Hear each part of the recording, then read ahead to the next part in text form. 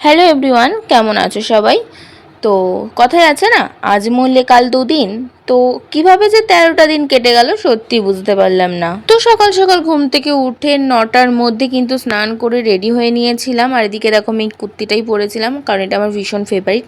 তো যাই হোক, দিনটা ছিল বুধবার, আর ওই দিন ছিল যিনি মারা গেছেন তার শ্রাদ্ধ অনুষ্ঠান। তো আমরা সেখানেই যাব। আর এদিকে দেখো বৃষ্টির কোনো বিরাম নেই, বৃষ্টির মধ্যেই আমরা সবাই বেরিয়ে পড়েছিলাম। আর ওই বাড়ি পৌঁছে গিয়ে দেখলাম 4 জেঠু মেলে অলরেডি শ্রাদ্ধে বসে পড়েছে। তারপর এদিকে দেখো, যেহেতু আমার বাবা মা মানে আরও যেসব কাকা কাকি জেঠু জেঠি যারা আছে সবাই মিলে কিন্তু শ্রাদ্ধতে বসবে। তো যাই হোক, এদিকে আমার বাবা রেডি হয়ে গেছিলো, তাই বলছিলাম একটু এদিকে তাকাও, তুমি ধুতি পরেছো। কারণ আমি বাবাকে কোনোদিন ধুতি পরতে দেখিনি আজ পর্যন্ত।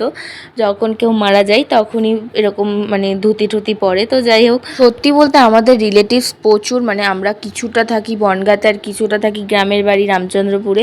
তো 2-3 বাড়ি মিলে কিন্তু প্রচুর লোকজন, আর সবাই মিলে শ্রাদ্ধে বসবে। এদিকে দেখো সব জেঠু কাকুরা কিন্তু রেডি হয়ে গেছে ধুতি পরে।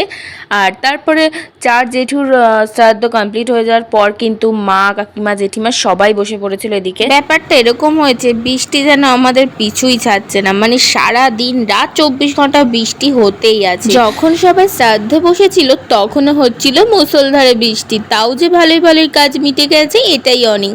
এদিকে দেখো পুচকু কিন্তু আমার কোলে ছিল, আর ও মা বাবাও শ্রাদ্ধে বসেছিল, তাই ও কিন্তু এক ফোঁটাও কাঁদেনি আমার কাছে এসে। শ্রাদ্ধ অনুষ্ঠান কমপ্লিট হয়ে যাওয়ার পর কিন্তু সবাই মিলে অনেকক্ষণ গল্প করেছি, কারণ অনুষ্ঠান ছাড়া কিন্তু কেউ কারোর সাথে তেমন একটা দেখা হয় না। সত্যি বলতে সময়ের অভাবে কেউ কারোর বাড়িতে যাওয়া হয় না। এই অনুষ্ঠান আসলেই সবাই সবার সাথে দেখা সাক্ষাৎ হয়, একটু গল্প গুজব হয়। যাই হোক, তারপর কিন্তু আমরা খাওয়ার ওখানে চলে গেছিলাম, কিন্তু খাওয়ার ওখানে গিয়ে কোনো ভিডিও নিতে পারিনি। কেন জানো? কারণ বাইরে প্রচন্ড বৃষ্টি পড়ছিল, আর বৃষ্টির মধ্যে আমার ভিডিও নিতে একটু ভালো লাগছিল না। শ্রাদ্ধের দিন দুপুরে খেয়েছিলাম ভাত, ডাল, পটল ভাজা, বাঁধাকপি আর সয়াবিন আলুর তরকারি। খাওয়া দাওয়া হয়ে যাওয়ার পরও অনেকক্ষণ ছিলাম, তারপর বিকেলের দিকে বাড়ি চলে এসেছিলাম। আর বাড়ি এসে দেখি রাস্তায় তো প্রায় হাঁটু অবধি জল, আর এদিকে তার সাথে সাথে আমাদের বাড়িতেও প্রায় গোড়ালি পর্যন্ত জল ছিল।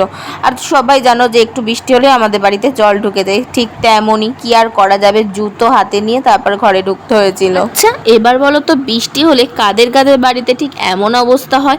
আমাদের বাড়িতে তোমরা জেনেই গেছো, কারণ আমি তোমাদের সাথে আরও অনেকবার শেয়ার করেছি যে বৃষ্টি হলে আমাদের বাড়িতে জল আসবেই। তো যাই হোক, তারপর কিছু রিলস ভিডিও শ্যুট করেছিলাম, সেগুলো তোমরা অলরেডি ইনস্টাগ্রামে দেখতে পেয়েছো। বাই দ্য ওয়ে, আমি জল পেরিয়ে ঘরে যাই, তোমরা তত সময় চ্যানেলটা সাবস্ক্রাইব করো নেক্সট ভিডিও দেখার জন্য। বাই।